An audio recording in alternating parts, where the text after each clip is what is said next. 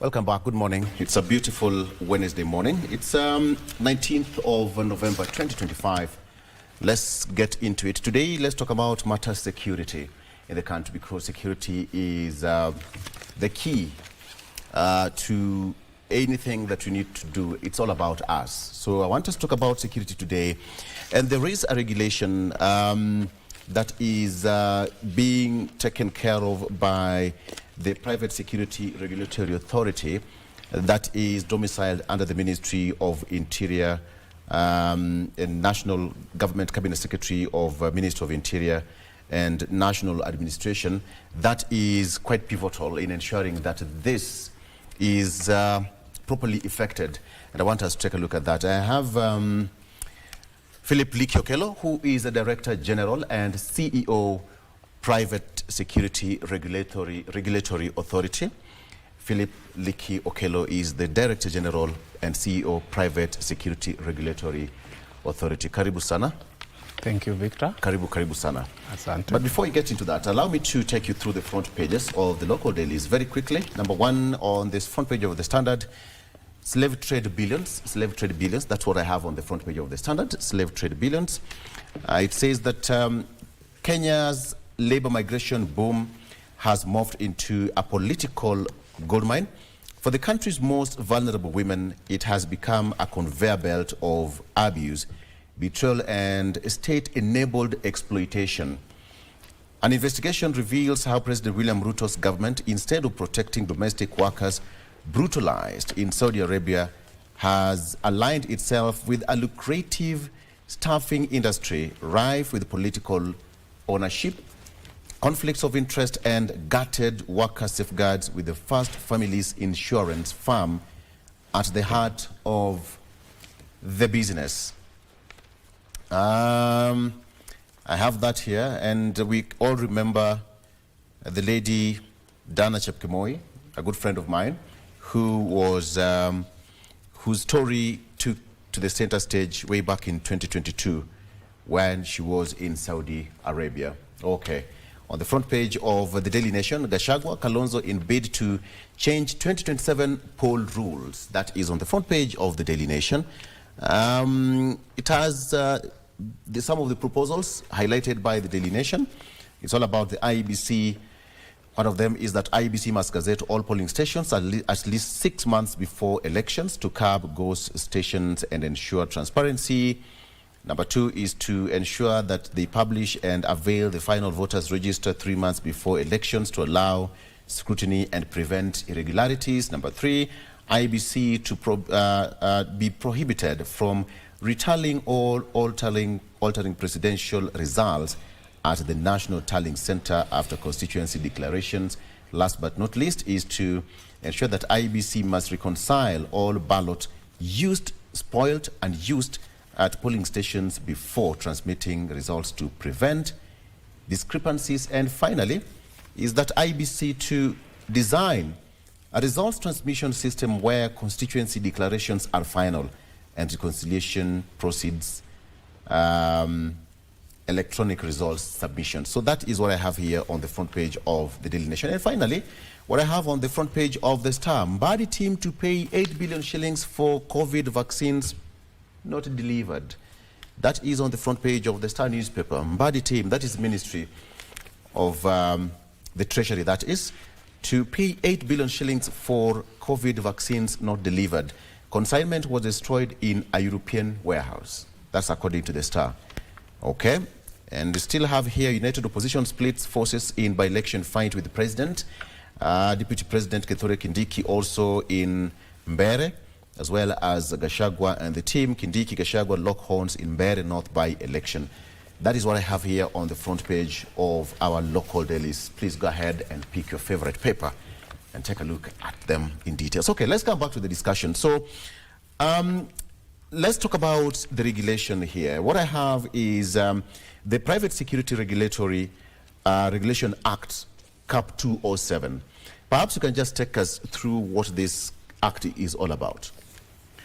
Thank you, Victor. Good morning, Kenya. Hamjambo na tuamke. Clearly. Tuamke. So, my name is Philip Likiokello. the Director General, CEO of Private Security Regulatory Authority. Private Security Regulatory Authority is a semi-autonomous government agency domiciled in the Ministry of Interior and National Administration. So with that, we find that at the ministry we have our CS, Honorable Kipchumba Murkomen, then the PS is Dr. Raymond Omolo.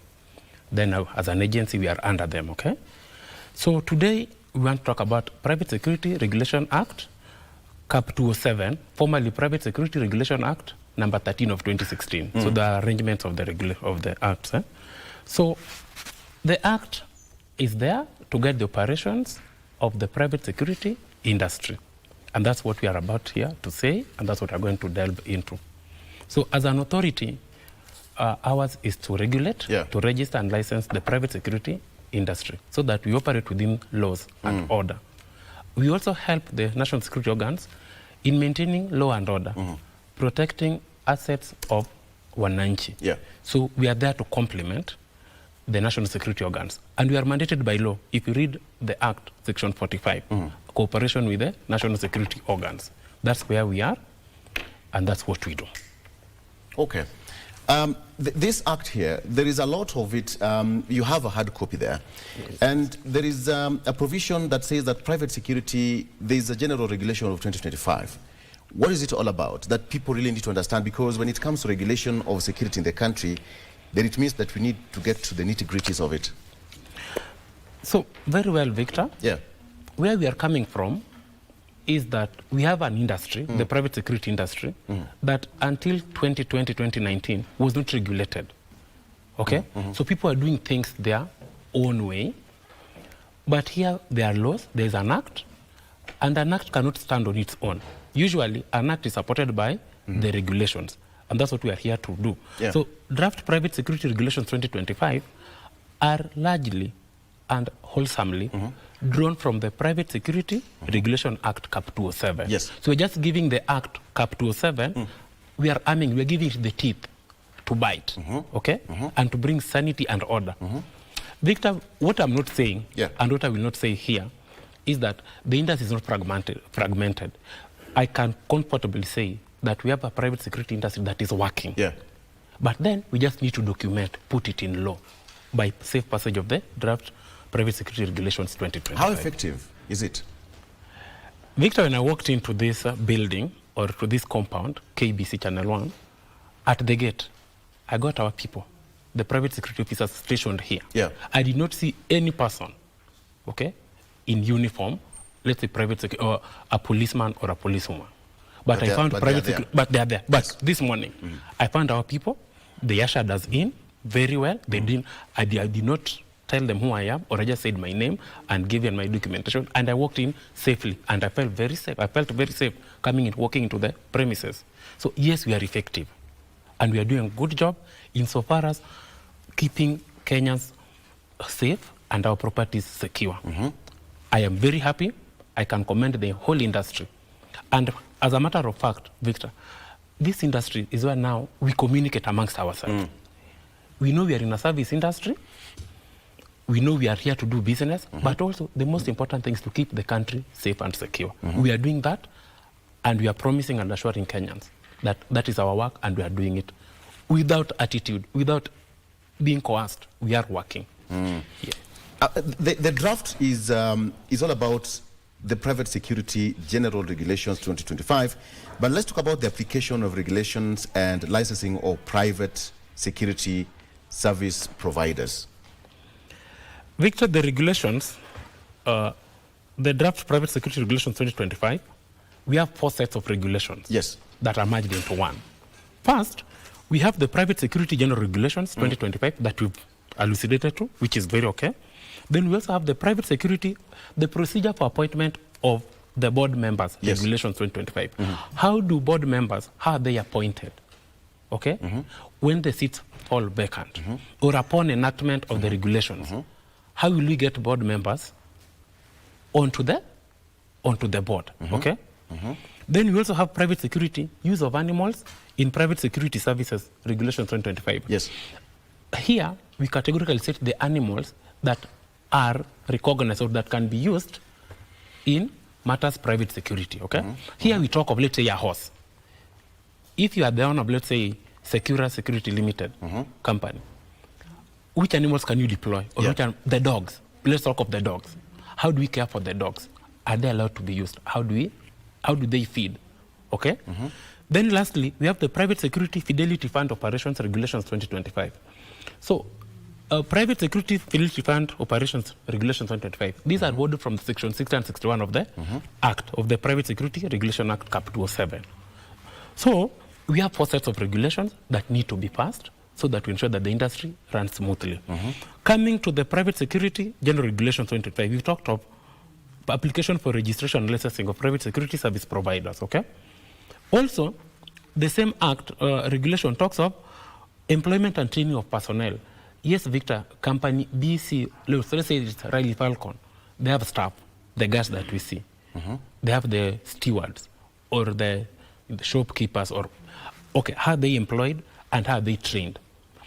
Majorly, with this act or with this regulation, we find that we need to always continuously train our personnel. Even as we deploy. Before we deploy, we train. Then, once an officer has been with you for some time, yearly or after 2 years, biannually or after 2 years, we expect you to train these persons. So the regulations talk about that, okay? Then, the equipment and tools of trade. At the gate, are we given our officers baton, or what have or are we given them the guns, or what have I given them? So tools and equipment of trade. Then also the regulations, the Private Security General Regulations, we talk about cooperation with the national security organs. At what point are we relaying the information to the national security organs? For example, I'll tell you that we are mandated to cooperate with the national security organs upon commendation by the IG, Inspector General of Police, and or with the CS, Honorable Kipchumba. When they say it is buttons go, please, we need you to do this, or we need this information, we will not hesitate to cooperate and give the information that they need. Then, lastly, that the general regulations, the general provisions of the regulations, and all that are documented in the document. Let's talk about the registration bit of it, because registration, application and registration, what is the procedure highlighted in the Act itself? Thank you. Kenyans, and Victor, let me address you because it's a question that is very timely. Registration of a private security company or to be in the industry, it starts at the BRS, Business Registration Services.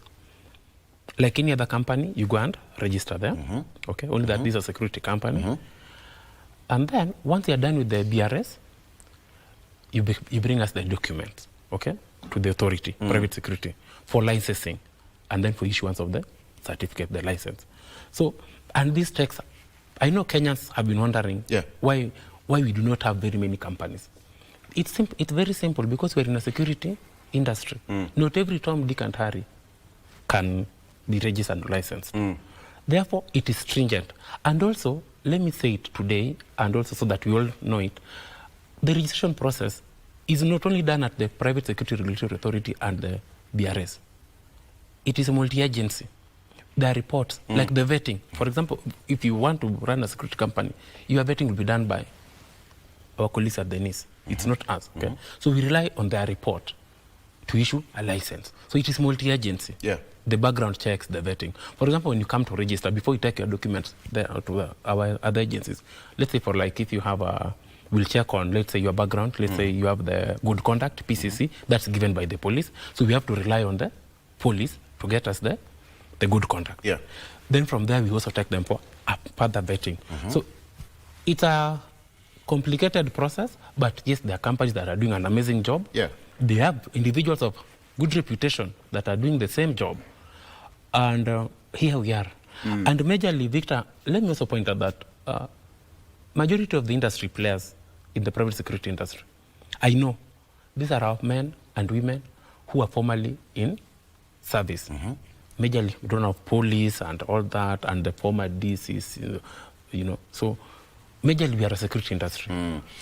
Can an individual register as, can register a company somebody who doesn't have security background or forces background or military background, a civilian? Yes, Kenya is a democratic country. You can, if you know you can help the country be secure, and you feel you're a man of age or woman of age and you can do the job, please register. Okay. And there are many of us, and usually, even if a civilian registers the company, majorly you find, even the guards that we have, or the stewards, or former you call them bouncers, these are people maybe who have undergone, after that you can employ people who have undergone training. You can't be a business owner, okay? But you employ those. Just a minute, even bouncers belong to the private security organizations? Victor, yes. We call them, you used to call them bouncers, they're called the stewards. Okay. We are mandated to regulate and to register the stewards. Yes, they fall under us. For example, now let me add further on our scope and mandate. You see the CCTV, those who install CCTV, those who sell the CCTVs, the cameras, the CCTV and everything, the vendors, all those fall under Private Security Regulatory Authority, under the Act, yes. So not anybody can just sell CCTV cameras as a business? I know in River Road, people do it. They're all over. They're all over. And yes, they're doing it now, but they fall under us. We need to license them. And that's when we have the regulations properly set and passed, we'll have to rein on them. So we are coming hard at them. But as I told you from the beginning, we don't have the teeth to bite. But with this, we'll give them a window that please come and get regularized, get your house in order, so that we move forward. And the regulations are not punitive in any way, Victor. And let me tell Kenyans, the regulations are just to harmonize how we work, the operations of the industry. We are not there to be punitive. They are not there to, to victimize, no. We just want to have a functioning industry that we are accountable for every step of our action. Okay. Let's talk about the tools and equipments of trade. You talked about it. So how are you going to implement this once everything is done and sorted out?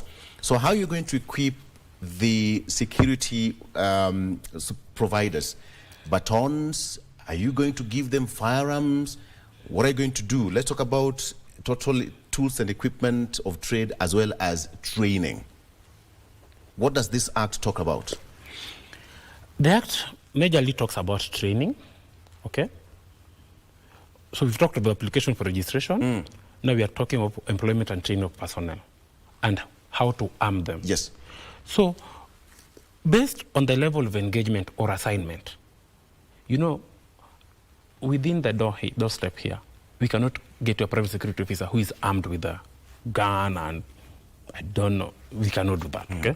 So based on the level of engagement or assignment, then it determines the level of tools of trade to have at some point. For example, at the gate, because alongside our people, we have the GSC, we have the uniformed officers. So the maximum we can do maybe is to give them a baton and the walkie-talkie and all that. But as the engagement or the assignment gets higher or heavier, then we add onto the tools. It is not bad for a Kenyan or a private security officer to be armed, to have a gun. Like even you and I, they are civilian gun holders. Yes. But my people or our people, if the engagement calls for that, for arming, they'll be given. But they must be trained. What we are insisting on is the person trained. Do they have the temperament, the temerity to have such an equipment on them? That can only be done after they've satisfied the government that they are trained, they have the skills to use the equipment. But this is another conversation that is ongoing in the National Security Committee Council, and the PS, at the appropriate time, PS Interior, Dr. Raymond Omolo, will come and will tell Kenyans on what they have decided on. But yes, it's an ongoing engagement, and we are much aware of where it is, but the PS will talk of it when the time comes. Okay. But please don't be worried that, in our neighboring countries, Uganda, Tanzania, you've seen the private officers having guns. The dynamics have changed. Kenya is a country on its own. We know where we are, we know where we want to be at. And the country is very safe. So as we speak, there's no need for me to come here armed, Victor.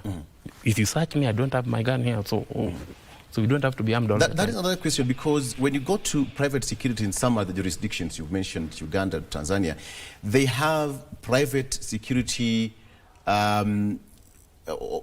operators with the guns, that is. But is Kenya in that space yet? Is there any need or some serious need to have private gun owners in, operators, private security operators to have firearms with them? As I've just said before, Victor, the dynamics change. Yes. Circumstances change. But as we speak, there are ongoing engagements about this. We have done submissions. We have given submissions to the committee, the National Security Council Committee. We've engaged with the ministry as well, through the Secretary Internal Security. And it's an ongoing engagement. For example, Kenyans were saying that, for example, at the shopping malls, they would appreciate if they find the private security officer stationed there, amebeba bunduki. So these are engagements that are ongoing. And I'm promising you, I'm telling dear Kenyans that at appropriate time, the PS himself for Interior, he will come out and tell us on what the steps they have taken. But Kenyans have submitted their memoranda, they have said what they want, and an action is being taken. And we'll have the conversation out there. It's a conversation that we're going to have publicly. Okay. Yes. Let's talk about your cooperation with the national security organs. What is the level of cooperation? This is majorly brought about by Section 45 of the Private Security Regulation Act, Cap 207. And I have said, and I'm continuing to say that, when called upon by the Inspector General of Police or the CS Interior, we are mandated to cooperate with them. So far, insofar as information gathering is involved and the intelligence sharing, we are there, we give the information to the, for example, here, within here, OCS Central Police Station, in case anything happens here, before we do anything, our people will call and inform OCS Central Police Station that this is happening here, here, here. Though you also have other security measures that you have. Even as we rely majorly on the OCSs. And every police station in Kenya has an OCS. Okay? So we are mandated to cooperate with them. And by the way, Victor, what I know you do not know, that I should tell Kenyans today, do you know a private security officer has the power to arrest? Okay. But then, we are limited, through the regulations again, we are limiting their power to confine it within, if something happens here, Does that really fall under public arrest? Private security arrest. Yes. But this is public arrest that even I, as a civilian, I can arrest someone and hand over to a police station or a police officer. If somebody is unruly or rowdy, as a private citizen, yes, you can. But confined to what we are discussing today, as a private security officer, we have the power to arrest, but to a certain, we will not use force, okay? We will inform the immediate OCS of what is happening. We will secure the surrounding where the crime has, the scene, so that when the national security officers come, they take over the matter. Okay. And we will not detain any of your document. Utakaa nayo hapo, the exhibit and everything, but within 15 minutes maximum, we shall have had the response from the national security. What if 15 minutes lapses and there is no response? We'll wait there and I will escalate the same issue to the... Okay. Let's talk about the issue to do with the budget, because it's a big body. So how about your budget? How do you draw your budget for operations? So, Victor, it is true we are a big body. We envision to be a big body. We are mandated by law to be a big body. We should be, private security regulatory authority should be in every county, the 47 of them, but that is not the case as we speak. So our budget majorly is drawn from the exchequer. But we remember, or we can recall, when His Excellency, Dr. Samoei Ruto assumed office, he said that every government agency that has the capability to raise revenue should do so to win them off the exchequer. And time has come that as an authority, we are providing regulatory services. We are mandated to collect, to raise revenue. And that's where the private security fidelity fund operations drawn from the Act, Section 60 and 61 come in. That we will raise from these services that we offer to the industry, that they should pay a sum. Okay? So for example, if you go to fidelity fund operations, we are saying annually, these companies should pay 1% Yes. of their turnover. If you look at the SACCOs run by SACCO Regulatory Authority, SACCOs pay a percentage of their income, of their turnover to SACCO. So it is the same model that Private Security Regulatory Authority will also raise revenue, that 1% of their turnover of the whole year, they surrender to the government. We were thinking, at the discussion of drawing up these regulations, at some point we were thinking of there are suggestions for 2.5, a suggestion of 0.75%. There are various suggestions. But I am very happy and confident that as an industry, we sat down with the employers and the employees, the owners of the security company, talk of the Riley, talk of the Seneca, talk of the GP. We sat down through their representative, through the associations. There are nearly 5 associations that we recognize. And those that maybe have not come forward to say they are registered associations. We sat down and we agreed on the 1%, Victor. So this process was very participative. CEO Private Security Regulators did not come up and say, these are the regulations that we have to do it this way. No. We looked for consensus. We called each other. They sat down. There are like 11 representatives from this association. They sat down in Mombasa. We started from the authorities boardroom here in Nairobi, went to Mombasa, and they sat down. And once we had these regulations, we presented them to the board. Through the board chairman, Adiel Nyang is a former police commander, county police commander. And then from this, we took the regulations to the PS Interior, okay? So whatever discussions that we've had on the regulations, it is a result of participative process. Okay, let me shock you or surprise you. When they're coming up with these regulations, I as the CEO was not there. Why? I wanted the industry, they know what they want, okay? Government is just to let them know that your right start here and ends here. But I'm very happy they came up with a regulation, with a booklet, and they want to be ruled. It's a self-rule that it comes from them. Okay. There is nothing of mine, not even my idea, that is contained in these regulations. They did it. It is time they say, for like after 9 years, we want the industry to thrive. We want to govern ourselves. And I said, let's go ahead and... So for you are just implementing the voice of the people. Yes. Great. Let's take a break. And we come back. Let's also talk about the membership. And of course, your cooperation, with the National Security Council, and even how you are supporting the national government in ensuring that there's security across the country. We are having that discussion with Philip Likiokelo, who is the CEO of the association. Let's take a break. We'll be right back. Stay with us.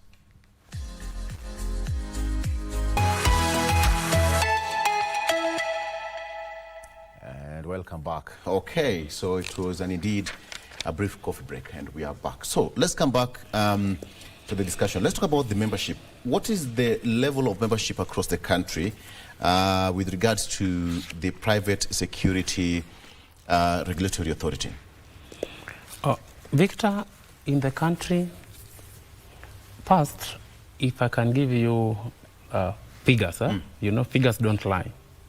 So as an industry, there are currently around 1,200 security firms registered and licensed by the authority. So in your home, if that person guarding you, that company guarding you, is not in the list of 1,200, then you are committing an offense, okay, chargeable under the laws. However that may be, we have also 1.3 million Kenyans who are directly engaged as private security officers in the country. Why this big number? This big number is, if you look at our uniformed officers, the police, they're around 130,000, right? And Kenya, we are around 58 million as we speak. Kenya's around 58 million. So we find that the ratio of the police to wananchi is above what the UN recommends. One police should cover 450 ordinary citizens, right? So when there's that shortfall, that's why now the private security team comes in to complement the national security organs. Because ideally one policeman or woman should be responsible for 450 Kenyans. That's the truth. That's the UN standard. But that's not met. But also we are very lucky that as we speak today, there is an en masse recruitment of police, of policemen and women. That's something that's never been done. I think it's 10,000 this year, happening currently. Usually the police employs 5,000. But since 2023, I think this is the first recruitment that we are having under the guidance of IG Kanja. And it's crazy. It's a good number, 10,000 police. And we are also requesting that, and we're also seeing to it that next year we are requesting the government that they set aside some funds, that they also employ maybe 10,000 again. So that ratio will come to the standard, the UN standard, but also then there's an opportunity for the private security service industry to also come in, and that's why under law under Section 45 we are mandated to cooperate with the national security organs. So there's no cause for alarm. Everything is on order, and we have a very cooperating IG in Douglas Kanja and his team, and the Masengeli, and so we are finding that we make their work easy because we give the information, we share, we gather intelligence, we tell them, and they respond quickly. Okay, so, let's talk about the issue to do with the changes. I mean, what is so unique about this act as it is right now? What have you added in it that is going to make it more firm to guide the authority?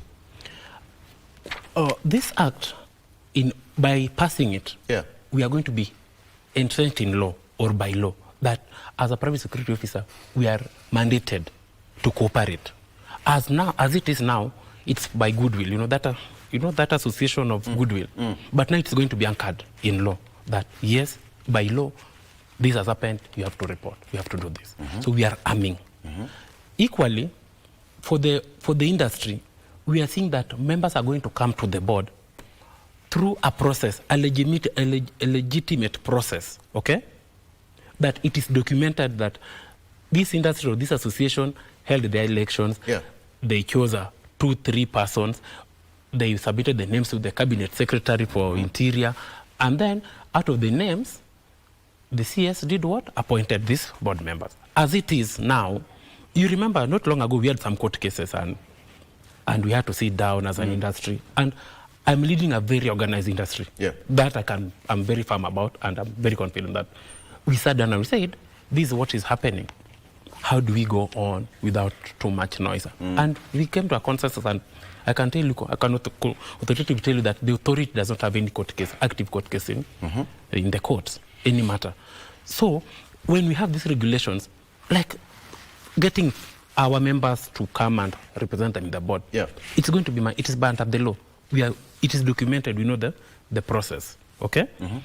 So, and also if you talk of animals, right now, there are people, I hear some people even use lions in their homes, and so you cannot use an animal outside the law to protect wananchi or to carry out.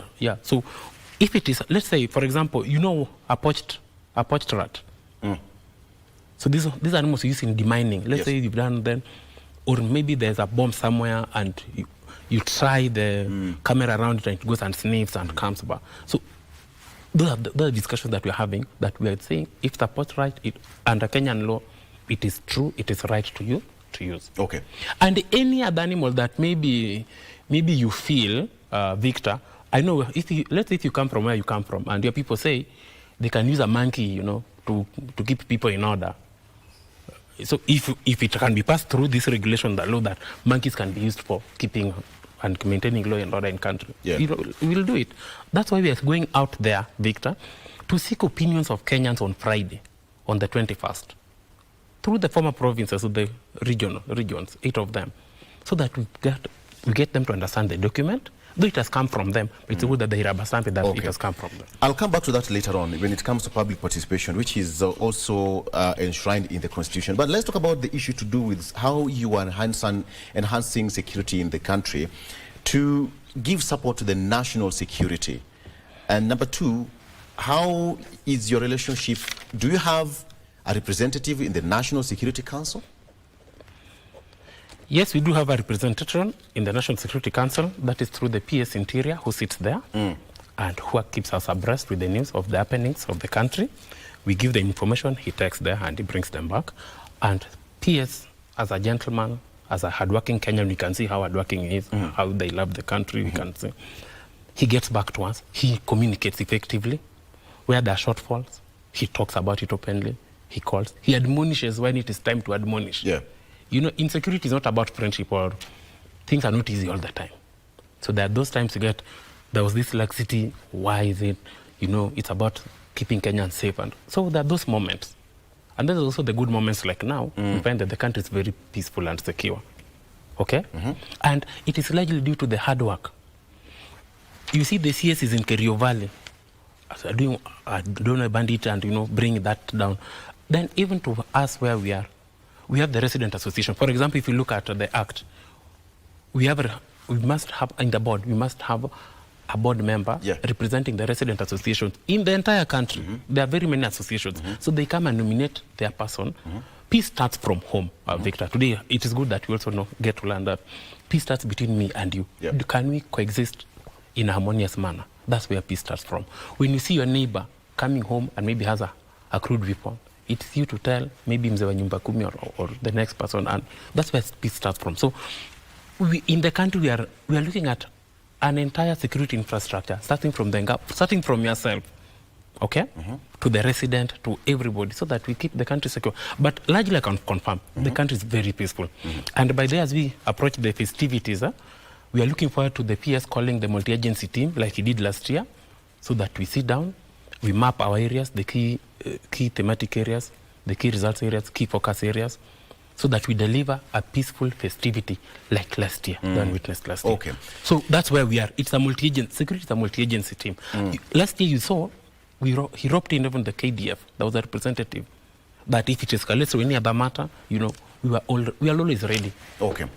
Let's come back to earlier this year, and I want to take you back to a case which was filed, a petition which was filed by one John Kipkorir on behalf of the Private Security Industry Association, challenging the legal notice number PSRA/005/2023, which set the minimum wage at 30,000 shillings. What would you say about that petition? It is true. There was a petition in court touching on the 30,000 minimum wage for our private security officers. Victor, at this point, I would say that I'm very happy there are companies who pay 30,000 and even over. Okay? Yes, the security officers are paid more than 30,000. Then, on the flip side, we find that there are companies that do not pay the 30,000. Yeah. And that's why when you look at us, we are going, as guided by the National Assembly, we are going at the tier. If there's tier 1 company, tier 2, tier 3. For example, if you are in Nairobi, there must be that minimum wage. That is zoning? That's zoning, the tiers, okay? In the village or in our peri-urban areas, they're going to be. So it's a structural conversation that we are having. But Victor, what I have to say, and that's what is true, setting of minimum wage, that is a duty of the Ministry of Labor, okay? Through the Wages Council. But under Section 9, functions of the authority, we find that we are mandated to enforce the minimum wage. Okay? Okay. So when Section 9K, when the Ministry of Labor, when they have done their job, which is to set minimum wage, and minimum wage is very easy. On Labor Days, 1st May, we see His Excellency addressing the nation, okay? Stating the minimum wage upon the guidance by the Ministry of Labor. So once the Ministry of Labor have set the minimum wage, the authority, Private Security Regulatory Authority, comes in to enforce the minimum wage. So there's a gazetted minimum wage that comes or emanates from the Ministry of Labor through the Wages Council. And what we are pushing for, and what I've met SecGen Atwoli on the same, is that let us push for a representative from the Private Security Regulatory Authority, be it the CEO or the person they deem fit, to sit on the Wages Council. As it stands, the authority has a board member drawn from the Ministry of Labor. PS, the PS for Labor, just recently appointed a new board member. Yeah. So, yes, we are represented. We have a representation from Ministry of Labor. But we are saying that it is Ministry of Labor to do their work. Let them gazette the minimum wage, then as we enforce. Yeah. Yes. So but it's not the authority, it's not our function to set minimum wage. So that one will be is acting ultra where is it right now? Is it enacted? Is it in force or not? The authority won the case, majorly because the likes of Korea did not show up for the matter and all that. But that is water under the bridge. What I am saying as a CEO, if an engagement pays more than 30,000, yeah, please, we are all Kenyans. We are in the same space. Pay our guards well. But also you find those engagements where, for example, you see, we call it undercutting in a layman's language, but accounting terms we call it the lowballing. We are two companies, Victor. We are competing for the same market share. You quote 15 shillings. Yeah. I say, oh, you quoted 15 shillings. Let me quote 12. So when bowling happens, like in the industry, you find that these are things that are affecting, we cannot achieve the minimum wage set by the Ministry of Labor. So majorly I attribute this poor payment or not coherent payment to lowballing, undercutting. Yeah. Unataka hii biashara ya huyu by kusema bei ambayo sio ya halali, iliyo ya chini.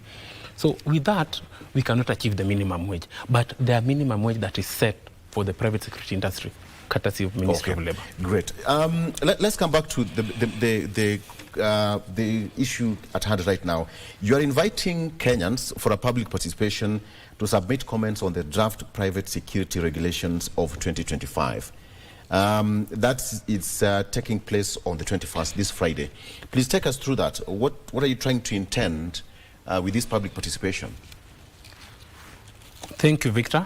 I'm calling upon all Kenyans, be it you are an industry player, be it you are from the NGO world, or just as a concerned citizen. On Friday, the 21st November, we are going to have conversations around the draft private security regulations 2025. We want to hear your voice. Let your voice be heard.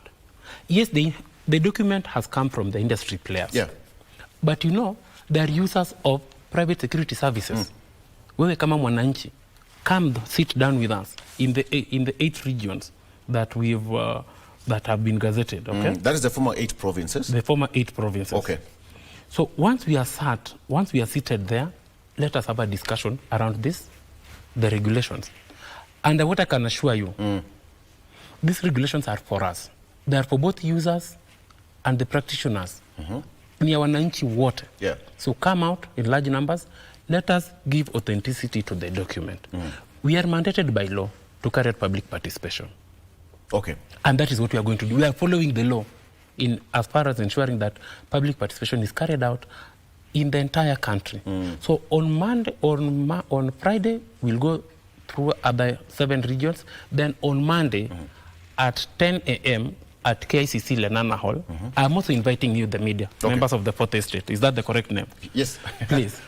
We'll be there. We'll be Please there. come at KICC. Yes. We do the Nairobi region. Then we do the validation. And then we do the RIA, regulatory impact assessment for the regulation.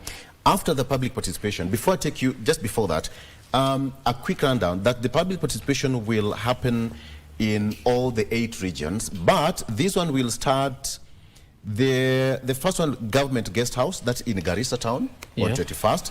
And in Machakos, it will happen at Machakos University, and that covers Machakos, Kitui, Makueni, Isiolo. Victor, there, in Machakos, the Machakos County Hall is, we are being informed that there's an activity going on. Okay. So we'll do the Machakos Social Hall. Machakos Social Hall. Yes, let the country know that. Great. Then the entire Mount Kenya region, Kiambu, Kirinyaga, Nyeri, Nyandarua, and Murang'a, this will take place Nyeri Cultural Center.